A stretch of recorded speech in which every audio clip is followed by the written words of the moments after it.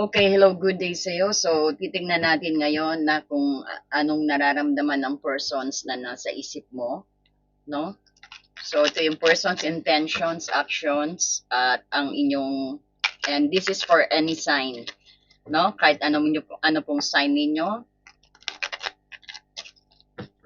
And this is general reading, just take what resonates. So, titingnan po natin kung anong feelings ng persons na makakasalamuha mo at ang persons na nasa isip mo.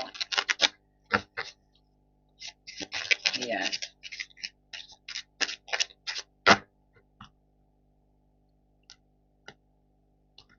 So this is for any sign po, no?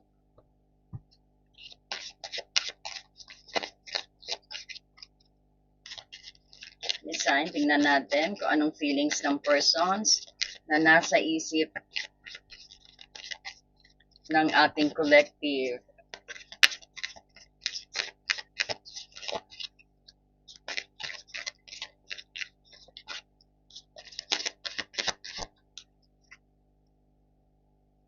Person's feeling. Iniisnab mo ba siya? Apat yan. Intentions. Ace of Wands, ang kanyang aksyon.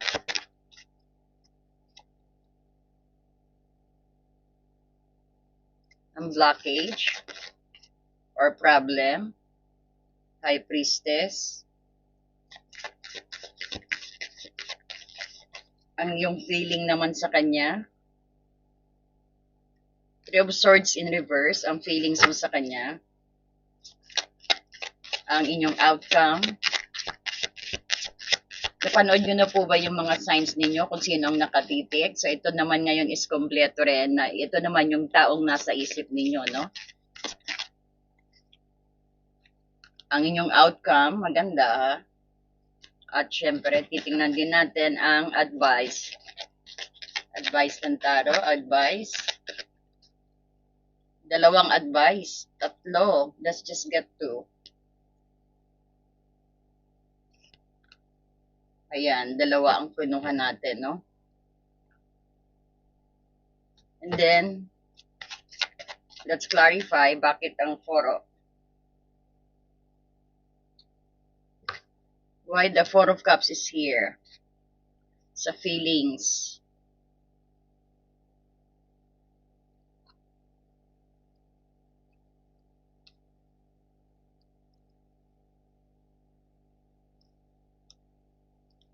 Pag sa feelings, ang feelings ng persons mo is parang iniisdab mo siya rito. No?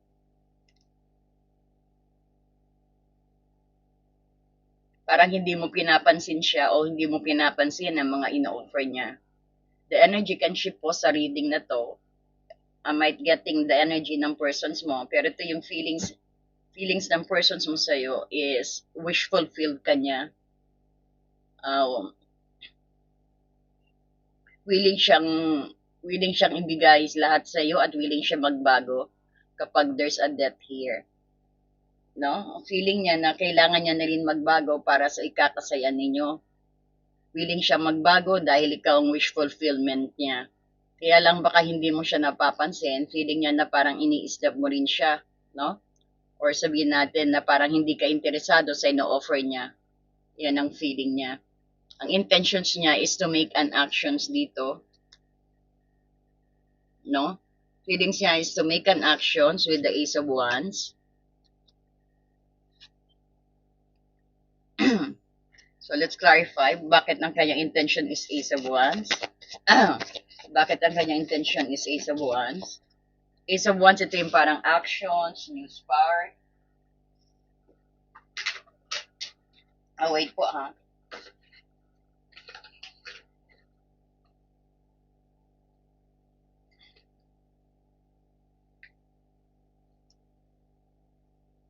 Ayan. So, ang kanyang intention sa'yo is parang nagbo-blossom, nagkakaroon na ng sabihin natin ng mga sanga-sanga kung nakikita mo.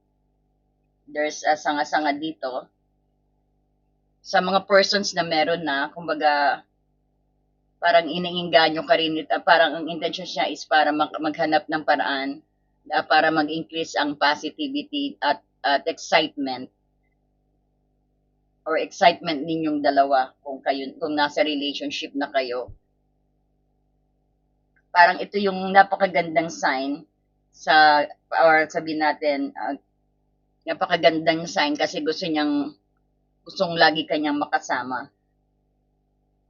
Maari ding engagement to o proposal when we have this Ace of Wands.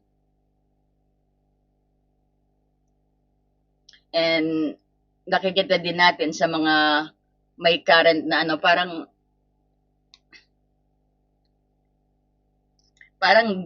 intention siya na maging siya ang iyong special one. No? Kaya lang parang nararamdaman din niya na you are snubbing him.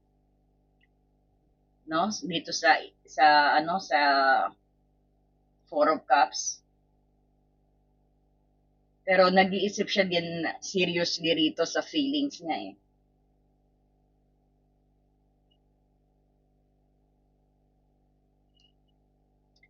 Parang feeling din niya na hindi mo siya, parang feeling niya nahihirapan siya umaksyon sa'yo because nga yung feeling niya na nararamdaman niya na parang hindi ka interesado. This is also self-pity.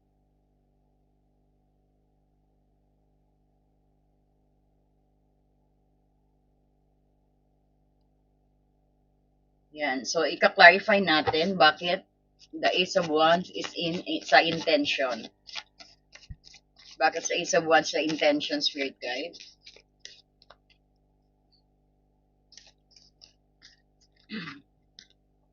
Ace of Swords. Wow, dalawa ng Ace of... This is about telling the truth. The Devil.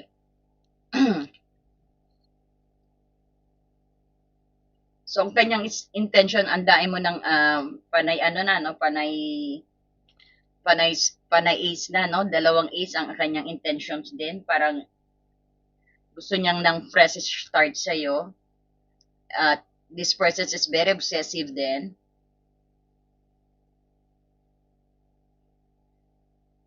He wants to make an effort din dito, no? And titingnan din natin sa kanyang action Spirit Guide. Mamaya explain ko pa po yan. Labas lang natin ibang braha para mai-connect natin, no? And this is ang kanyang intentions and ang kanyang actions. We have here the High Priestess and the Three of Swords.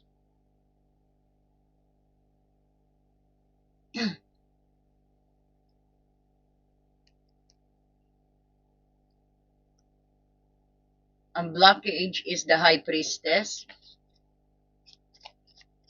What is the blockage? Why the High Priestess is there?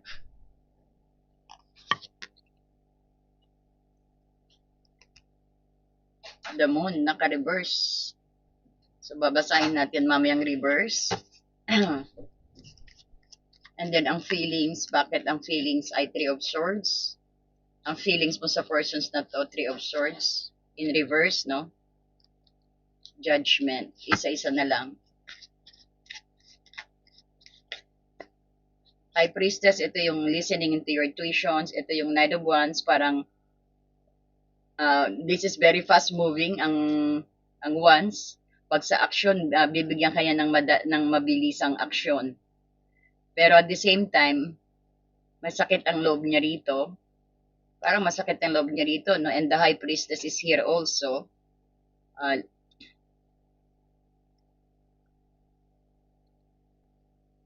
Tsaka tingnan nyo po rito na parang ang daing swords dito, no? Ang daing swords. Sa kanyang intentions, may swords din siya. Dito rin sa kanyang aksyon, Three of Swords. Parang tingin natin nakakaramdam ng sakit. Sakit din ng persons na to. Meron din kagagaling sa pahinga. Ang blockage din.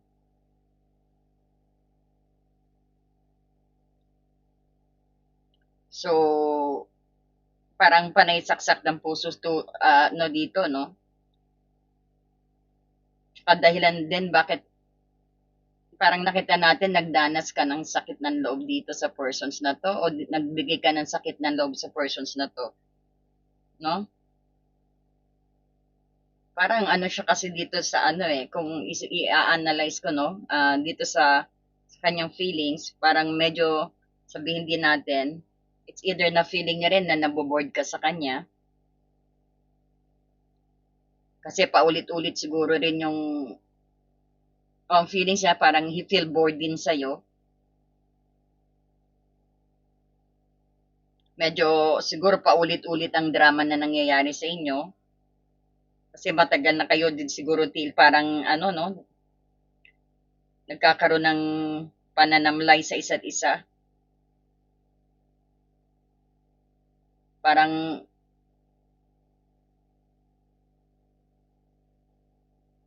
pero pumasok itong ano, death card din. Kumbaga, ito yung parang magbago, transform. Gusto niyang baguhin ang lumang pattern na yan.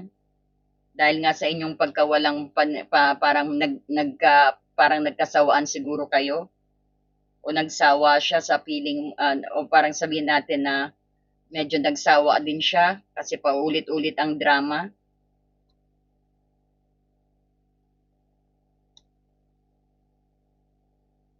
Pero asahan mo, no, na ayan, willing siyang magbago o magbabago na siya. Tapos papunta sa Nine of Cups. Ang good news naman kasi, yung tipong happy naman siya na ma-fulfill dito at yung sabihin natin, feeling niya din na gustong-gusto kanya pero medyo naboboard siya sa way na siguro na pinapakita mo rin sa kanya, no? O sa mga drama na nararanasan niya sa'yo, no? Maari rin dito sa kanyang intentions kung bakit ang Ace of Wands is hindi dito. Gusto kita pero parang ang tingin niya parang may pagka-toxic siguro. No, kagaya na sinabi ko na obsessed din siya sa'yo. May matinding pagpapanibago at parang nakikita natin gigil siya sa'yo dahil sa Ace of Wands din. At sobrang malinaw sa kanyang pag-iisip din na talagang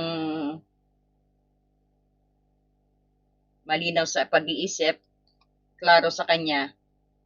Pero nandito yung ano yung devil, no, may halong obsessions at physical attraction. So medyo may pagka-toxic energy.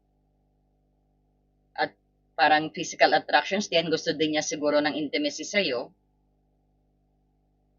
Medyo marupok ang energy, no? Yung physical attractions din,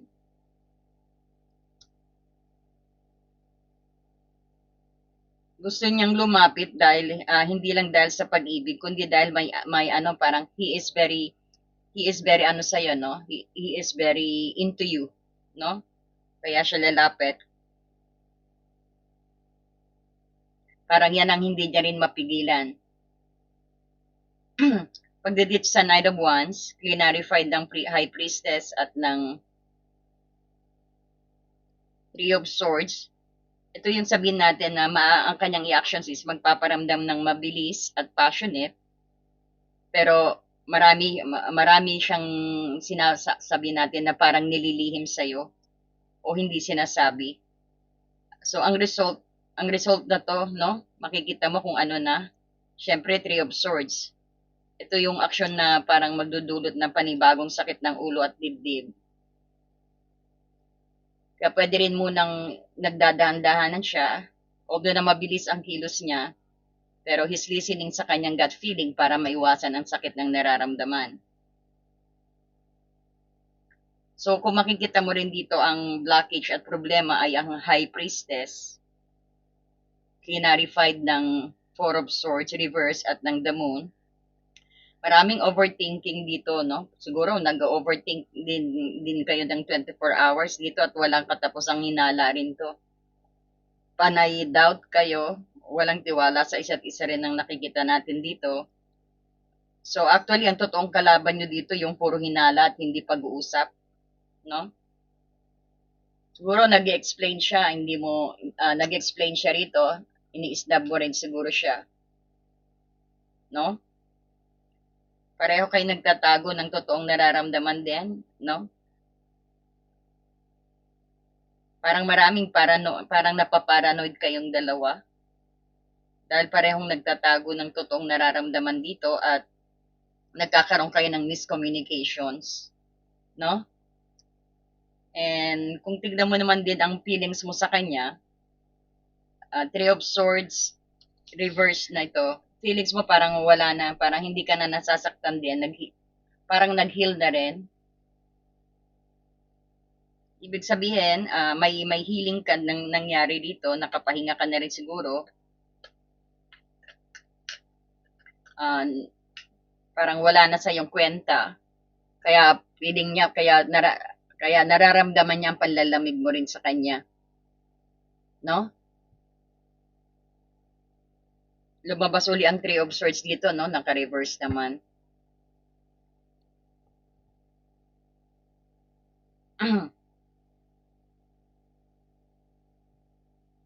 Kumbaga, binigyan ka rin ng, ibig sabihin, nag-heal na siya sa sakit na binigay mo sa kanya dati. O sa sakit na binigay niya sa'yo dati. May healing tayo dito. Ibig sabihin, maaring sa tulong ng judgment, no? Nagkaroon ka ng awakening dito. At na-realize mo na kung ano ang worth mo at kung ano yung karapat dapat mo ring tanggapin dito. So, ang outcome mo naman is napakaganda because you have here the King of Cups. Ito yung, ang nakikita natin dito, ang emotional vibe or sabihin natin emotional maturity.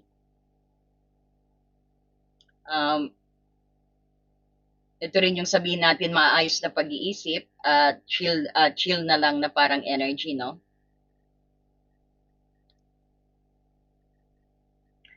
Sabihin natin, mula sa sobrang gulo at sakit na darating, magiging kontrolado mo na yung emotions mo, no? At hindi ka na basta-basta rin mag-overwhelm sa drama because parang tingin natin dito, naka-move on ka na sa kanya, although siya mag-work hard pa, no? Parang you are very calm na, at parang nagkaroon ka ng pagmamahal sa sarili mo. Marunong ka rin humawak ng relasyon ng may emotional maturity dahil sa experience na ito, no? So kung makikita mong advice ng tarot sa iyo is Queen of Swords at Ace of Cups. Remember, you have your own free will. So ito yung putulin yung mga sabihin natin kabalbalan o magtira ng boundaries para pumasok ang totoong love dito. Because ang Queen of Swords, ito yung mag-set ka ng strict boundaries. Huwag papayag sa kabit-kabit o malabong usapan, no? O mga breadcrumb. Kumbaga, gagamitin mo ang Queen of Swords. Ito yung dapat yung utak at maging sharp ka rin, no? Honest at maging direkta. Sa Ace of Cups, ito kapag natutok ng maging Queen of Swords actually, no? Ito yung you will, yung parang tatanggalin mo ang mga red flag dito, doon pa lang magbubukas ang pintuan para sa iyo sa bagong pag-ibig. So isang bagong simula rin maaring purong pagmamahal at peace of mind. At totoong ligaya na walang halong Three of Swords ang ano dito, ang mangyayari. No? Ang sinasabi advice din sa iyo, matuto ka magsalita ng direkta na hindi paligoy-ligoy, no? Saka pa lang papasok ang Ace of Cups, ang bagong inaantay mong pag-ibig, or maaring sabihin natin ito rin yung isang bagong simula mo, no? Na puro pagmamahal at sabihin din natin ang Ace of Cups that is also peace of mind sa sarili, no? At makaramdam ng totoong ligaya dito.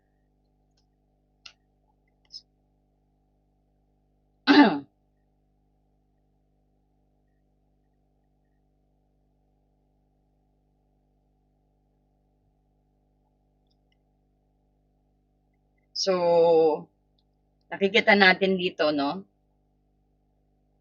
Sa buong reading mo, isang relasyon puno ng attraction at attachment din ito. Pero patuloy na nasisira dahil ito yung sa blockage na nakita natin na nalilito kayo o lihim at meron kayong takot, no? So, ang panalo rito ay ikaw actually dahil mula sa sakit mo, nag-heal ka na rin dito, patungo ka sa maturity at emotional feelings na, no? Dahil dito sa ano, parang nag-freeze tayo, wait lang po.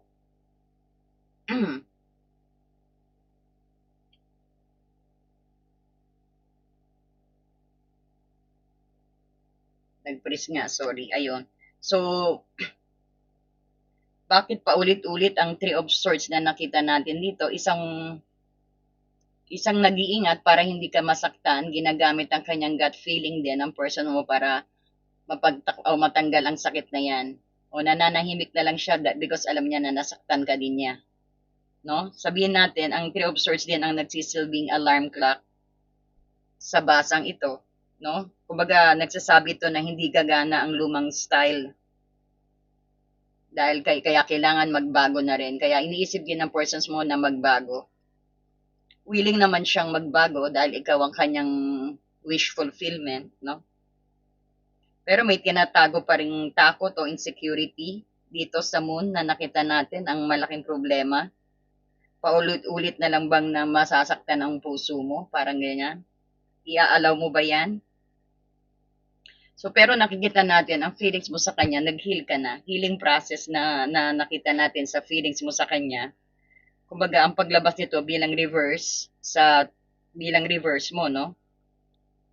At nasa posisyon ng feelings mo sa kanya, ito yung talagang clarity o nagpapatunay na paalis ka na sa sakit habang sila naman ay nakakulong pa rin sa sakit at mga guilt dito habang ang persons na yan.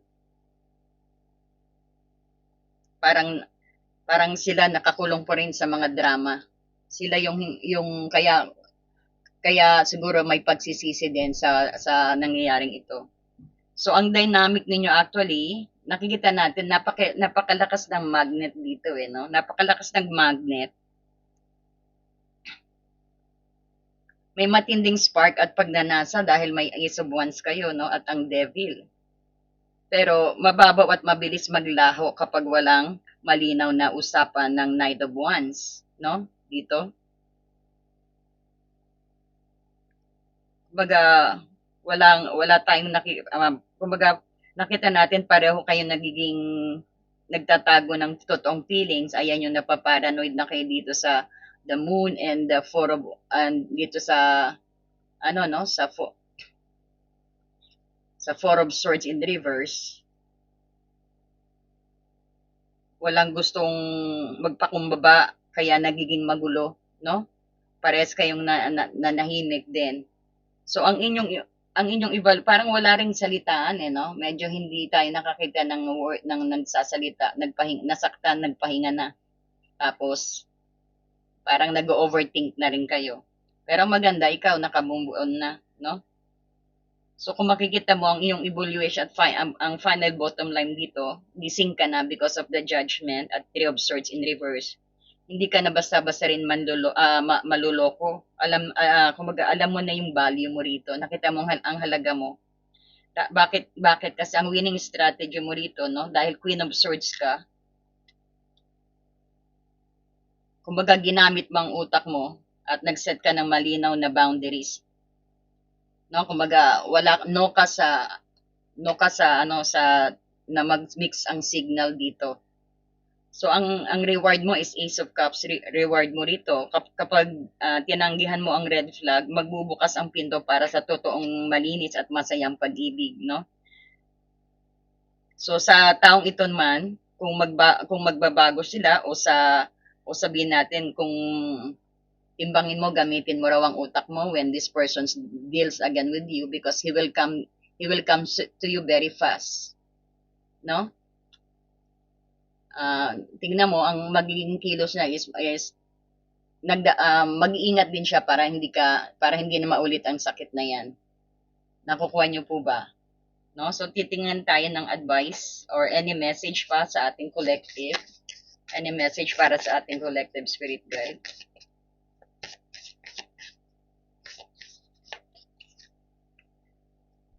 Pinare-release na sa yung ex malinaw. Kasi nga may pagka-toxic ang relationship na to no? Ito, kita nyo. So, sabi ng spirit guide, release your ex. The time has come to clear your energy. Parang this is the right timing. Makita mo yung talagang nasa loob ng persons na nasa isip mo. I-release mo na raw ang ex mo. Tell us more, spirit guide. Oo nga naman. Kumbaga sabi, putulin mo na. Mag-focus ka sa sarili mo. Dahil ang outcome mo, napakaganda rito. Dahil King of Cups, ito rin yung natutong pagmamahal. Nagkaroon ka, mas nag-focus ka sa sarili mo. No? Ayaw mo ng BS dito no? Talagang pinutol mo rin yung sabihin natin na binibigyan mo siya ng chance na magsalita pero hindi mo inaano rin, hindi mo ginagamit ang emotions mo when it comes sa decisions, when dealing sa persons na to. Siguro bakit lumabas ang reading na to at nakita mo, baka mukhang guguluhin ka ng ex mo or mangungulit ang ex mo na to. Kita mo ang kanyang intentions is, ayan, no? May physical attractions na sabihin natin, intimacy din gusto niya, medyo toxic ang labas niya. Extend your light-hearted energy to others, ready ka na mag-flirt sa iba, Hindi ko sinabing dumandi ka rito, no? Ibig sabihin, kapag may kausap ka, yung be friendly, especially pag may kausap ka, ngumiti ka sa mata, parang ganon. No, kumbaga ready ka na rin na makipagkaibigan din uli, i-welcome yung bagong persons na parating sa iyo kasi nga mayroon kang outcome na ang advice din dito, Ace of Cups, no? I-release mo ng ex mo at pwede ka nang mag-open uli your heart sa paparating sa iyo. At maging open-minded ka rin sa persons na darating sa iyo. I think the one who's coming is ang soulmate mo, may differ from your usual type. Medyo hindi mo siya siguro sa una hindi mo siya ganong magugustuhan. Medyo yung expectation mo, kaya try to be more open-minded din dito. No? Ayan, sana nagustuhan mong ating reading collective. So, any sign po ito, pahingi naman po ng like and hype at pahit na rin po ang notifications bell. Ayan, thank you so much and God bless you.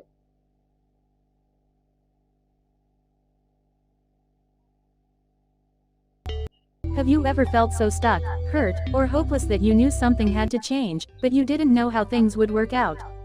A time when you could have really used more insight and guidance, or at least a new way to nurture yourself and bring a little more peace into your life. We all struggle with our own issues, self-defeating patterns, and conditioning, all of which color our views of ourselves and the world, whether we're aware of it or not.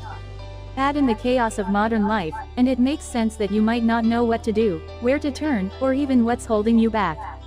But what if you had a tool that could help you not only relieve stress and anxiety, but also help you focus on self-care and get clear on what blocks your way to living the life you truly want and deserve?